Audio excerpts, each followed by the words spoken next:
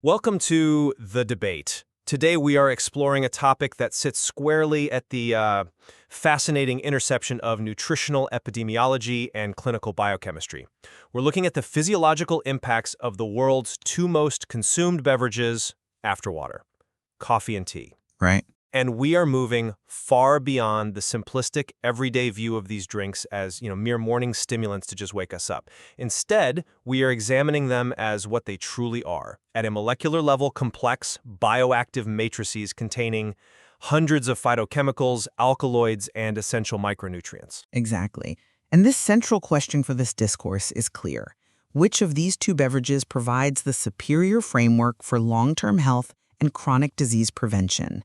This debate emerges from comprehensive evaluations of these bioactive matrices, drawing heavily upon large-scale longitudinal cohorts like the Netherlands cohort study, the massive UK Biobank, and a wealth of very specific biochemical assays. Yeah. To lay our cards on the table right away, I represent the position that coffee is the ultimate health beverage due to its robust metabolic regulation and its, frankly, unparalleled neuroprotective effects. And I will be presenting the contrasting perspective that tea, particularly the green and black varieties, is vastly superior. It offers a balanced cognitive enhancement, exceptional cardiovascular protection, and a far gentler, more elegant physiological profile overall. It is really a pleasure to be diving into this analysis today, because the depth of the source material finally allows us to truly dissect the molecular and systemic impacts of our daily brewing rituals. Let us begin by laying out our core positions in a bit more detail. My stance is rooted in the empirical evidence demonstrating that coffee is a true metabolic and neuroprotective powerhouse. To understand why, we have to look closely at its unique chemical architecture. Coffee is the most significant source of chlorogenic acids, or CGAs, in the human diet. Right, and we should probably clarify what those are for anyone who hasn't spent time looking at ester formations. Good point. Rather than getting bogged down in the organic chemistry of quinic acid, think of chlorogenic acids as a sort of metabolic traffic cop. Their impact on human physiology is profound because they actively improve insulin sensitivity and significantly reduce hepatic glucose output. Essentially, they tell your liver to stop dumping excess sugar into your bloodstream. Furthermore, coffee possesses a unique nutritional density that is constantly overlooked. When you drink a standard cup of brewed coffee, you are actually consuming roughly 1.5 grams of soluble dietary fiber. Which always surprises people. Fiber in a clear liquid. Exactly. It is equivalent to the fiber you would get from eating a tangerine, just dissolved in your mug. This acts as a vital prebiotic traveling down to feed the gut microbiome. When we scale these microscopic benefits up to look at macroscopic outcomes like all-cause mortality, the data from Southern Medical University is absolutely staggering. Moderate coffee intake, which they defined as 1.5 to 3.5 cups daily, reduces the risk of all-cause mortality by 28 to 31%.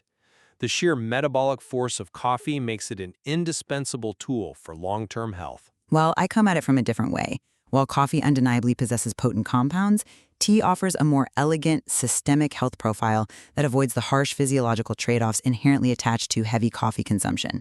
The true brilliance of tea lies in its unique amino acid profile, specifically a compound called L-theanine.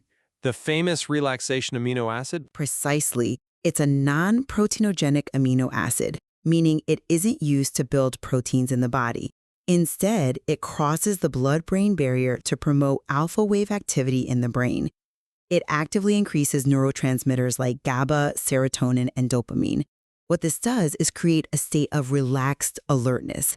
It's a focused calm that simply cannot be achieved with the blunt force stimulation of coffee.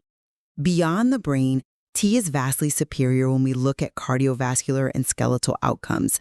The flavonoids in tea significantly improve endothelial function. That's the inner lining of your blood vessels.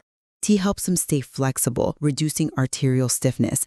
And crucially, daily tea drinkers exhibit higher bone mineral density, whereas excessive coffee consumption has actually been linked to a negative impact on bone density over time.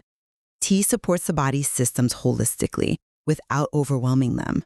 I see why you think that, but let me give you a different perspective on how we define overwhelming versus optimizing the central nervous system. When we look at neurocognitive dynamics and stimulant mechanisms, coffee's caffeine density, which ranges from 80 to 165 milligrams per 8-ounce serving, is precisely what makes it superior for acute neurocognitive performance. Superior for a quick jolt, perhaps? But at what biological cost? Well, let's look at the mechanism. The way caffeine works is through the competitive antagonism of adenosine receptors, specifically the A1 and A2A subtypes. Adenosine is essentially the molecule that builds up in your brain while you are awake, signaling fatigue. By effectively blocking these inhibitory signals, coffee dramatically facilitates the release of excitatory neurotransmitters like dopamine and glutamate. This provides a remarkably sharp peak in alertness, concentration, and reaction time that tea's lower caffeine content simply cannot match. But more importantly, this robust mechanism translates into long-term neuroprotection, which is where the real value lies. Habitual coffee drinkers are up to 34% less likely to develop Alzheimer's disease and 37% less likely to develop Parkinson's disease. The high-dose caffeine profile, coupled with coffee's specific phytochemicals, literally builds a neurological shield over decades. Epidemiological correlations. When you introduce 165 milligrams of isolated caffeine into the human system, you aren't just getting alertness, you are frequently inducing anxiety, jitters, and a measurable cortisol spike. You are triggering a mild fight or flight response just to check your emails. A transient spike, though. The body adapts to habitual intake. It adapts, but it still exerts a toll. Even more concerning from a neurovascular perspective is the blood flow issue. High doses of isolated caffeine can cause a 20 to 30% reduction in cerebral blood flow. Because adenosine normally dilates blood vessels, blocking it constricts them. So think about the paradox here. You are demanding higher cognitive output from your brain while simultaneously constricting the very vessels that deliver the necessary oxygen and nutrients to fuel that output. It is a documented physiological response, yes. Right. So let us contrast this with the synergistic effect of caffeine and L-theanine found together in tea. The presence of L-theanine actually eradicates or at least significantly attenuates that caffeine-induced reduction in cerebral blood flow. It smooths out the curve, it provides superior selective attention, and reduces mind wandering without overstimulating the central nervous system. Tea achieves cognitive longevity and sharp focus while maintaining neurovascular homeostasis. It doesn't starve the brain of oxygen to make it work harder. It is a far more sustainable biochemical strategy. That's an interesting point, though I would frame it differently.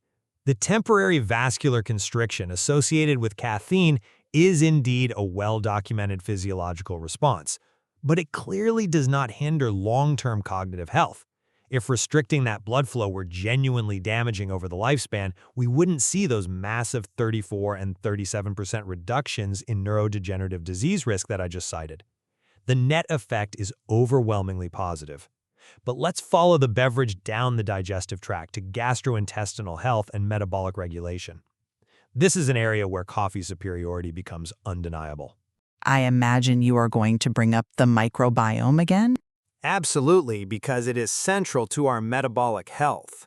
Coffee acts as a massive primary source of dietary polyphenols that specifically feed the gut microbiome. The microbes in our colon break these complex polyphenols down into smaller, highly bioactive metabolites that then enter the bloodstream and systematically reduce inflammation throughout the body. On top of that, coffee is a potent stimulant of intestinal motility, and the caffeine actively promotes the conversion of white adipose tissue, which is the stubborn fat that stores energy, into brown adipose tissue, which actively burns energy to create heat. When you combine this metabolic furnace effect with the way those chlorogenic acids manipulate leptin, the hormone responsible for signaling satiety, to suppress fat production, coffee stands as a vastly superior intervention against metabolic syndrome and obesity. Coffee certainly has that prebiotic fiber, but we must acknowledge its severe gastrointestinal limitations before we crown it the ultimate metabolic health drink. Coffee is a highly acidic beverage. It actively stimulates the stomach to produce extra gastric acid. For a massive portion of the population, this severely aggravates gastroesophageal reflux disease, or GERD. Furthermore, the very intestinal motility you praise as a benefit is often too rapid and aggressive. It causes genuine distress for individuals with sensitive guts or conditions like diarrhea-predominant IBS. It's simply too harsh. It can be a stimulant to the lower GI tract, certainly. Exactly. Now contrast this with green tea, which sits at a pH much closer to neutral. The L-theanine in green tea possesses potent anti-inflammatory properties that actively calm the digestive tract, making it the superior choice for stress-related digestive issues. And regarding metabolic regulation, tea proves that you don't need to aggressively stimulate the system to be effective. The epigallocatechin galate, or EGCG, in green tea is a marvel of biochemistry. The primary catechin in green tea. Yes, and what EGCG does is remarkably elegant. It improves something called AMPK phosphorylation and increases the expression of PPR alpha. Let's break those down for the sake of clarity, because that sounds like a textbook. Fair enough. Think of AMPK as your body's cellular fuel gauge. When EGCG activates it, it essentially tells your body to stop storing fat and start burning it for energy. Meanwhile, PPR alpha acts like a genetic switch that controls how your body clears fats from the blood. Tea manipulates these central regulators gently. It improves insulin sensitivity and baseline metabolism without the gastrointestinal collateral damage, the acid reflux, or the cortisol spikes we see with coffee. I'm not convinced by that line of reasoning because it ignores how easily and effectively these variables are managed. If we are analyzing the physical properties of these beverages, we absolutely must address the volatile nature of how tea is actually consumed in the real world versus in a laboratory setting. Volatile? In what sense? Well, if we're going to scrutinize preparation, we must look at tea's massive vulnerability. Additives. Adding milk to tea is a standard, deeply ingrained practice in many cultures worldwide. But biochemically, it's a disaster. The proteins in cow's milk, specifically the caseins, bind directly to the tea polyphenols. This significantly reduces the beverage's cellular antioxidant capacity. In the case of black tea, adding milk drops its antioxidant potential by up to 30%. By simply adding a splash of milk to cool it down or cut the bitterness, you are effectively neutralizing the primary health benefit of the tea itself. That is a compelling argument. But have you considered that coffee has its own severe preparation vulnerabilities? Unfiltered coffee methods, like the French press, Turkish coffee, or espresso, release significant amounts of diterpenes into the brew, specifically compounds called cafestol and cahawiol. These compounds are explicitly causally linked to raising bad LDL cholesterol and triglycerides in the blood. Yes, but utilizing a simple paper filter during the drip brewing process eliminates 95% of those cholesterol-raising compounds. The paper literally traps the diterpene oils. It is a complete non-issue for the vast majority of consumers who drink standard filtered coffee. But what if they try to circumvent other issues, like acidity, by heavily roasting the beans? You end up destroying up to 90% of the beneficial chlorogenic acids that you were just championing as the ultimate metabolic shield. Coffee's health benefits are precariously dependent on exact, almost restrictive preparation methods. It makes it a highly volatile daily habit. I would actually completely reframe the roasting process as a profound health benefit rather than a drawback. Yes, dark roasting reduces chlorogenic acid levels compared to light roasts, but it simultaneously eliminates up to 99.8% of agricultural pesticides that might be present on conventionally grown beans. More impressively, the intense heat of dark roasting destroys over 90% of ochratoxin, which is a potent, naturally occurring fungal kidney toxin that can grow on green coffee beans. The roasting process is actually a vital purification mechanism. If we want to talk about purification and precision, research clearly indicates that brewing green tea is an exact, highly optimizable science. Brewing green tea at exactly 85 degrees Celsius for 3 minutes provides the absolute maximum yield of EGCG without causing it to degrade or transition into non-epistructured, less bioactive forms. But if we are going to discuss how these beverages interact with our broader diet, we must acknowledge a severe limitation that both of our chosen beverages share. You're referring to the anti-nutrient properties? Yes, both coffee and tea are potent inhibitors when it comes to the absorption of non-heme iron, the type of iron we get from plant sources, like spinach, lentils, or fortified cereals. The tannins and polyphenols in both drinks have a remarkably high affinity for iron. They bind to it, forming insoluble complexes in the digestive tract that your body simply cannot absorb. It acts almost like a sponge, soaking up the iron before it can enter the bloodstream. Exactly. A single cup of tea consumed with a meal can reduce iron absorption by up to 90%, and a cup of coffee can reduce it by up to 90% as well.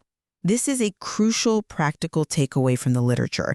If you are eating an iron-rich salad or taking an iron supplement to boost your energy, washing it down with coffee or tea effectively neutralizes the iron. You have to strategically time your intake, separating these beverages from your primary iron sources by at least an hour.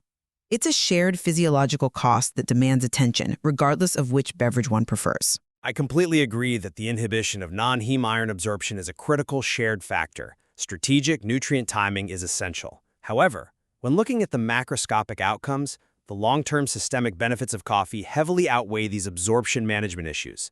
This brings me to what I consider the ultimate metric of health: longevity and all-cause mortality. Let us return to the massive longitudinal data. Coffee exerts a tremendous, measurable protective effect over renal health. Despite the old wives' tales that coffee dehydrates you and causes kidney issues, the clinical data shows the exact opposite. Every additional 200 milliliters of coffee consumed reduces the risk of kidney stone development by 13%. Mostly due to the increased fluid volume and diuretic effect, though. It is the diuretic effect increasing urine volume, yes, but combined with its direct biochemical inhibition of the adhesion of calcium oxalate crystals to the renal epithelial cells, it physically stops the stones from anchoring. When we zoom out to overall life expectancy, a consistent consumption of 3 to 5 cups of coffee daily is linked to a 15% lower likelihood of early death from all causes. The sheer volume of data pointing to coffee's protective mechanisms across multiple organ systems establishes it as the premier longevity beverage. I look at the mortality data a bit differently, primarily by examining what happens when populations actively shift their consumption patterns from coffee to tea. The substitution effect observed in the highly respected Netherlands cohort study provides incredible, actionable insight here. The researchers tracked a massive population and found that for men, replacing a portion of their daily coffee with tea, specifically drinking a ratio where 30 to 50% of their daily beverage intake was tea, resulted in the absolute lowest mortality rates. Any inclusion of tea was better than consuming exclusively coffee. But did it offer broad protection or something more specific? It's highly specific, which is why it's so valuable. Tea has specific mortality benefits based on its level of fermentation. Green tea is explicitly linked to lowering cardiovascular mortality through that endothelial support we discussed earlier, keeping the blood vessels young and flexible. Meanwhile, black tea shows a significant inverse association with cancer-related mortality. The data strongly suggests that tea offers a more targeted, disease-specific protective net. Ultimately, this leads to superior longevity outcomes, especially when it replaces the heavy daily stimulant burden of high-dose coffee. As we draw this rigorous analysis to a close, I believe my position remains clear and deeply supported by the clinical literature. Coffee is an unmatched metabolic stimulant. It isn't just a caffeine delivery system. It is densely packed with soluble prebiotic fiber that nourishes the microbiome, and it delivers robust concentrations of chlorogenic acids. These compounds act as a metabolic shield, offering profound systemic protection against metabolic syndrome, liver disease, and perhaps most crucially, neurodegenerative decline. The sheer scale of risk reduction for Alzheimer's and Parkinson's diseases, hovering around a third of the total risk, makes coffee an essential, non-negotiable intervention for cognitive preservation and long-term vitality. And I maintain my summary that tea represents a far more holistic, sustainable approach to human physiology. It acts as a sustained energy enhancer that provides superior cardiovascular protection by keeping our vascular architecture flexible and healthy over the lifespan. It specifically supports bone mineral density rather than depleting it, and most importantly, it delivers a calm, neuroprotective focus. The unique synergy of L-theanine and caffeine allows for high-level, sustained cognitive function without the anxiety, without the cortisol spikes, and without the restrictive alterations to cerebral blood flow that we inevitably see with heavy coffee consumption. It is deeply fascinating how the epidemiological data ultimately brings these two biochemical powerhouses together. We absolutely converge on the point that both black coffee and unsweetened tea are vastly superior to any beverage loaded with milk, sugar, or artificial syrups. Those additions entirely negate the metabolic and antioxidant benefits we've spent this time discussing. They turn a health intervention into a dessert. Precisely. But the most striking convergence in the source material is the emergence of a U-shaped relationship in the long-term health outcomes. When we look at the data from the UK Biobank, it reveals that the ultimate health intervention may not be choosing one beverage over the other to the exclusion of all else, but rather consuming both in a calculated, moderate synergy. Participants who drank 2 to 4 cups of tea alongside 1 to 2 cups of coffee daily exhibited a staggering 32% drop in their risk for osteoporosis and a 22% lower risk of all-cause mortality compared to those who drank neither, or those who overconsumed just one. That convergence is truly the most profound takeaway from the literature. It reflects the incredible value of understanding the deep biochemical complexity of what we choose to drink every single day. The complementary nature of coffee's chlorogenic acids and tea's catechins creates a synergistic, full-body defense mechanism. Whether one prioritizes the acute focus and metabolic regulation of coffee or the sustained calm and cardiovascular health of tea, the source material offers abundant, evidence-based avenues for all of us to optimize our daily brewing rituals to fit our unique biological needs. There is so much more to explore in this material, especially regarding how these distinct compounds interact with our individual genetic makeup. Absolutely. The science here is rich and constantly evolving. We will leave it to the listener to weigh this evidence and decide which beverage, or perhaps which strategic combination of the two best suits their own lifestyle, their microbiome, and their physiological goals. Thank you for joining us for this rigorous intellectual exchange. Until next time.